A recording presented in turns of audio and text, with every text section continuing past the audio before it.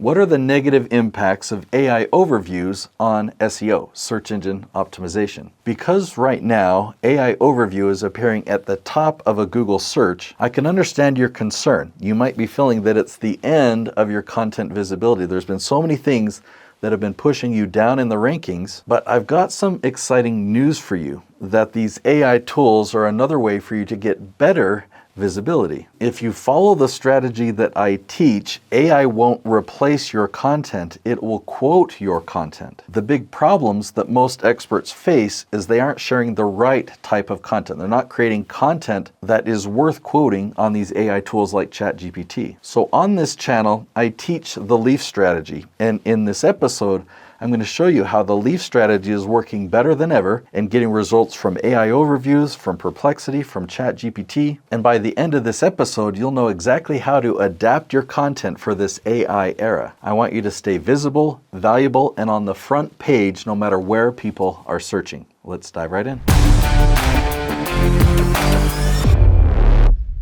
So let's first address that misconception that AI overviews are destroying search engine optimization. Let me share this from two different perspectives. Okay, so I work with a lot of clients. I'm currently producing over 60 YouTube channels, and we create YouTube content that has been very successful at ranking at the top of YouTube and getting a lot of traffic from Google search. So in the last 2 or 3 years, as these AI tools have become more and more valuable, and Google's response to ChatGPT was creating these AI overviews, now that's positioned at the very top of most Google searches. Has our search traffic on YouTube or Google gone down? And the answer is no. We look at the analytics, we look at the number of views we're getting on our videos from Google search, and that number is actually increasing steadily. I've been producing many channels for many years before the time of AI, and our results have only gotten better. The second example I can share is I've actually had client conversations with people who found me through AI tools. They're doing research, they're asking questions,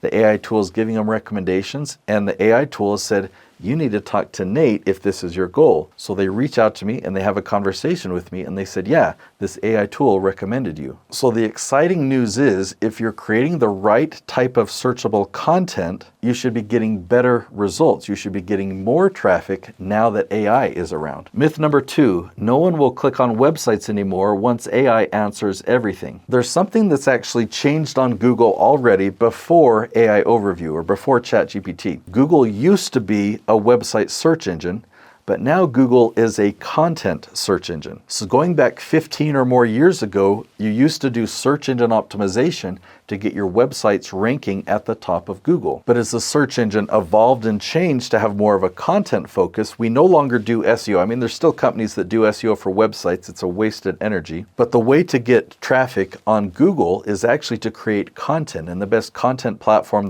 that's the most powerful for Google is YouTube. So you could create YouTube content, having it show up at the top of YouTube search. It would show up at the top of Google search. And where does a tool like AI Overview or ChatGPT, where does it pull its information from? It pulls its information from top ranking content. And so if you have a strategy that will get your content ranked at the top of YouTube and ranked at the top of Google, that's why we're now getting traffic from these LLMs. When are you not being referenced in AI Overview? Well, if people just want generic content or they want a quick answer, there's no need to reference an expert or go into detail. But when people want a deep answer, they want real opinions and expertise, they want advice from someone who has actually been there or done that, AI Overview or ChatGPT, they're giving links to YouTube videos. So there's a recent study done to show what websites or what resources ChatGPT is using the most. Number 1, it's actually referencing things on Amazon, right? So it must be products or things.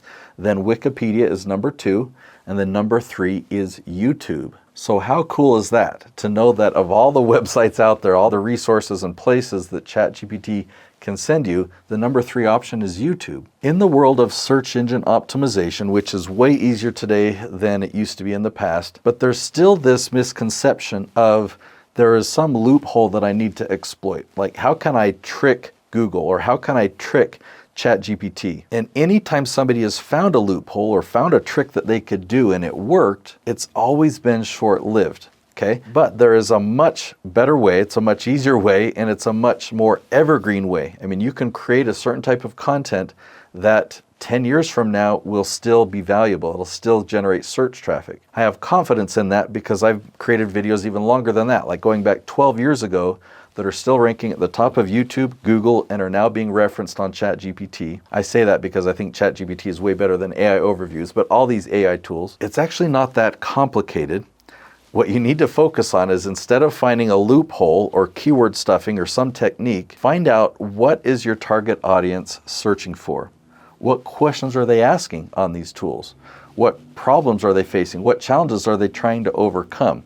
So if you know that, then all you have to do is create the content that they're searching for. Create the videos that answer their questions. Should I change my strategy now that Google is summarizing everything? Yes, you need to change your strategy. So I would focus on two parts. Part one, create YouTube videos that answer the questions of your target audience. And you can't make these questions up. You can't just survey your clients to get these questions, but you need to do keyword research to find the questions that people are asking, the way that they're typing it when they go to Google, YouTube, or ChatGPT. So do keyword research, find your target audience's questions, and make videos that answer their questions on YouTube. So that's step one. Step two is to turn that video into a blog post. So the title of your video is the question that you find.